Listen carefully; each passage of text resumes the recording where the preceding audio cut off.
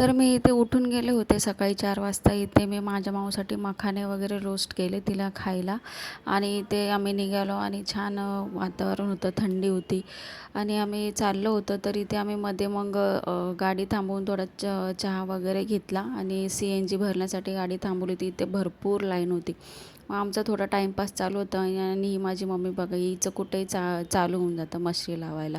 तर इथे मग माझे मिस्टर पण तिच्यासाठी पाणी घेऊन आले की गुळणा वगैरे करायला आणि माझी माऊ पण उठून गेली आणि ती पण म्हणजे एन्जॉय करत होती काय आपण कुठे चाललो आहे वगैरे ते करून.